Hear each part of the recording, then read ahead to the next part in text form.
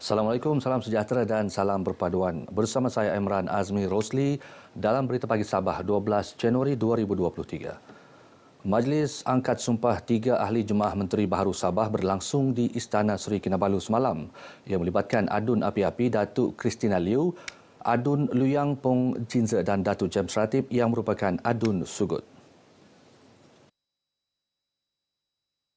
Datuk James dilantik Menteri Pembangunan Masyarakat dan Kesejahteraan Rakyat, Datuk Christina sebagai Menteri Pelancongan Kebudayaan dan Alam Sekitar dan Pong Jinze sebagai Menteri Pembangunan Perindustrian. Majlis Angkat Sumpah diadakan di hadapan Yang di-Pertua Negeri Sabah Tun Dr. Johar Datuk Mahiruddin, diikuti dengan menandatangani surat sumpah jawatan disaksikan Hakim Mahkamah Tinggi Kota Kinabalu Datuk Ismail Ibrahim.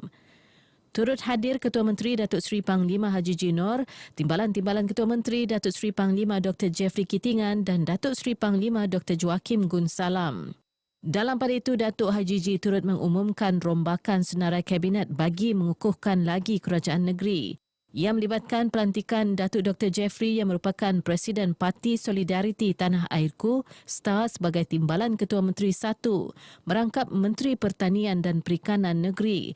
Manakala Timbalan Presiden Parti Bersatu Sabah PBS, Datuk Dr. Joakim dilantik Timbalan Ketua Menteri 2, merangkap Menteri Kerajaan Tempatan dan Perumahan. Sementara Datuk Shah Helmi Yahya dilantik Timbalan Ketua Menteri 3 dan Menteri Kejar Raya serta Datuk Seri Panglima Masidi Manjun memegang jawatan Menteri Kewangan. Manakala Datuk Dr. Muhammad Arifin Muhammad Arif kini memegang portfolio Menteri Sains, Teknologi dan Inovasi.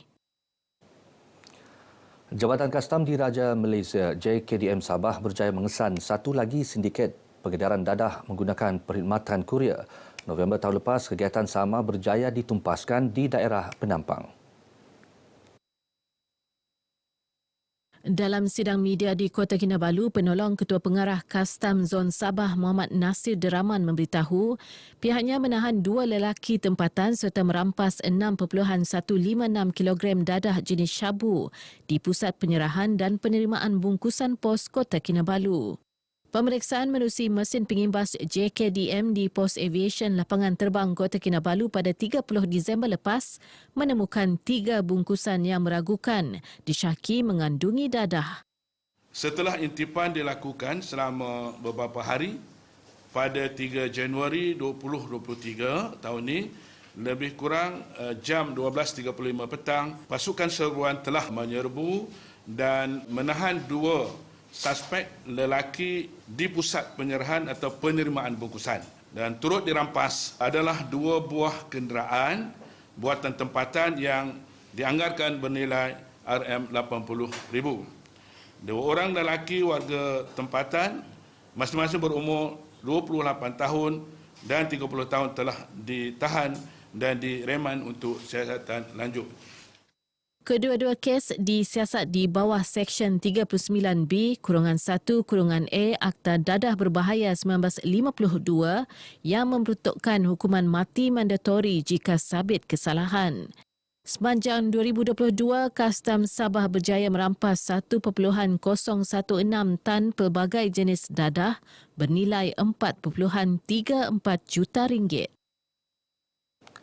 Perkembangan COVID-19 negeri. Jumlah jangkitan harian menurun sedikit kepada 12 kes malam berbanding 14 kes pada hari sebelumnya. Kadar positiviti turut menyusut daripada 1.01% kepada 0.95% dengan jumlah sampel juga menurun kepada 1,267. Menurut kenyataan jurucakap COVID-19 Sabah Datuk Seri Panglima Masidi Manjun, sebanyak 7 daerah mencatatkan kes baharu. Yang melibatkan Kota Marudu dan Tuaran 3 kes, Papar 2 serta masing-masing 1 kes di Kota Kinabalu, Kudat, Sipitang dan Tawau. 20 daerah tidak merekodkan jangkitan baharu. Kesemua 12 kes yang dilaporkan adalah dalam kategori 1 dan kategori 2. Beralih ke perkembangan demam denggi pula. Setakat 10 hari pertama tahun ini, jumlah kumulatif kes denggi mencecah 359 kes. Ini termasuk 36 kes baru yang dicatat Selasa lalu. Kes baharu berkenaan dicatat di daerah Sandakan 9 kes, Kota Kinabalu 8, Tawau 5, Lahad Datu 4, Penampang, Kudat, Semporna dan Kota Marudu masing-masing mencatatkan 2 kes, manakala Putatan dan Nabawan masing-masing merekodkan 1 kes. Berdasarkan infografik Jabatan Kesihatan Negeri Sabah JKNS, Sandakan kekal mencatat kumulatif kes tertinggi iaitu 89 kes, diikuti Kota Kinabalu 66, Tawau 63, Lahad Datu 40, Penampang 29, Putatan 18, Kudat 13, Semporna 12 dan Papar dengan 10 kes. 95 wabak aktif dikesan di 12 daerah dengan 34 lokaliti panas di Sandakan, 17 di Kota Kinabalu, 16 di Tawau serta 12 lokaliti panas dikesan di Lahad Datu. Selepas lebih 2 tahun suram akibat pandemik COVID-19, Persada Sukan Sabah kembali rancak pada tahun 2022 dengan penglibatan atlet negeri dalam pelbagai penganjuran. Kejayaan demi kejayaan tercipta sama ada di peringkat kebangsaan maupun antarabangsa. Kita ikuti imbasan pentas sukan negeri Sabah bagi tahun lepas disediakan wartawan Muhammad Syafif Syahiran Deni.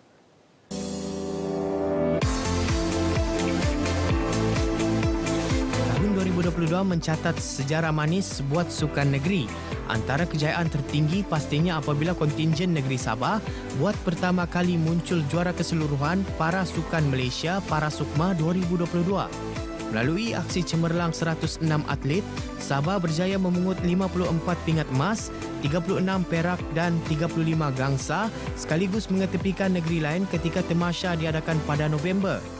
Terdahulu pada Sukma ke-20, atlet negeri turut melakarkan kejayaan mencapai sasaran pingat ditetapkan dengan pungutan 30 pingat emas, 29 perak dan 39 gangsa dalam Tamasya kebangsaan melibatkan 466 atlet Sabah. Rekod kecemerlangan sukan negeri juga dimeriahkan dengan kejayaan atlet Sabah mengharumkan nama negara di pentas antarabangsa. Antaranya Gabriel Gilbert Daim yang memenangi pingat perak sukan akuatik terjun dalam Tamasya Sukan Commonwealth 2022 di Birmingham. Selain Gilbert, perenang Abdul Halim Muhammad, Ethan Yin Jun Ko dan Brenda Anelia Larry turut membawa balik pingat emas dalam sukan akuatik renang sempena Tamasya Para ASEAN pada bulan Ogos 2022.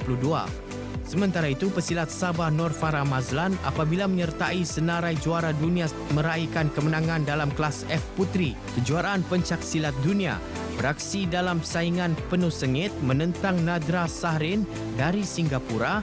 Pesilat dari Kota Belud berusia 24 tahun itu berjaya melakar kemenangan 25-23. Manakala seorang lagi pesilat, Meriwati Manuel dari Keningau, juga menyumbangkan emas dalam kategori solo kreatif wanita selepas menewaskan Puspa Arumsari dari Indonesia.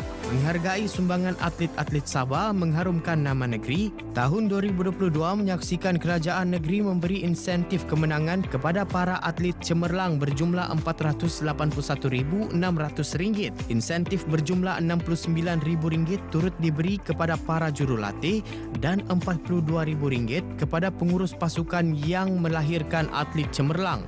Pentas Sukan Sabah pastinya tidak lengkap tanpa aksi pasukan bola sepak negeri yang menunjukkan prestasi cemerlang.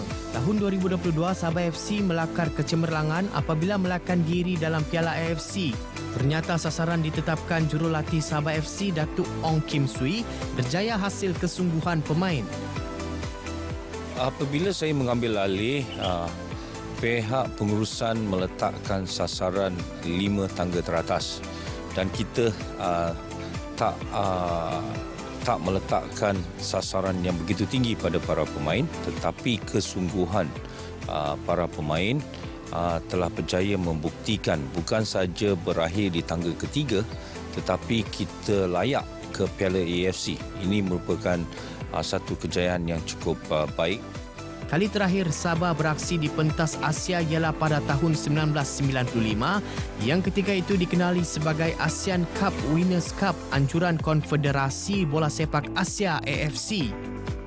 Kejayaan diraih atlet-atlet negeri sudah tentu menjadi motivasi untuk atlet muda terus berusaha. Semoga lebih banyak kejayaan besar pada tahun ini demi mengharumkan nama Sabah. Laporan Syafif Syairan Deni, RTM. Masih perkembangan sukan, Persatuan Bola Sepak Sabah SAFA akan mengadakan mesyuarat agung tahunan dalam masa terdekat. Setiausaha eksekutifnya David Wisem berkata tarikh sebenar akan diumumkan kelak. EJM sekarang ni kita masih menunggu lagi maklum balas daripada Setiausaha Agung. Memang kita akan mengadakan EJM pada tahun ini. Bab term untuk kita punya Exco SAFA ni sebenarnya 2018 hingga 2022. So dalam tahun ini kita akan adakan EJM untuk sekali pemilihan lah. Maksudnya baru punya Exco. Nanti akan dimaklumkan dalam masa terdekat ni. Kita akan menghubungi ataupun membuat mesyuarat eksekutif dulu untuk menentukan bila EJM itu akan dibuat. Beliau berkata demikian kepada pemberita RTM di Pejabat SAFA Kota Kinabalu. David turut memaklumkan Akademi SAFA Induk akan dilancarkan Februari depan. Akademi tersebut akan menggilap pemain di bawah 12, 14 dan 16 tahun. Ia juga akan diwujudkan di 8 zon seluruh negeri iaitu Pantai Barat, Pantai Barat Utara, Pantai Barat Selatan, Pantai Timur Utara, Pantai Timur Selatan, Pantai Barat Timur, Pedalaman Atas dan Zon Tengah. Baik saudara, paparan tadi mengakhiri Berita Pagi Sabah untuk kali ini. Lebih banyak perkembangan dapat diikuti melalui pelbagai platform RTM. Salam hormat dan salam perpaduan.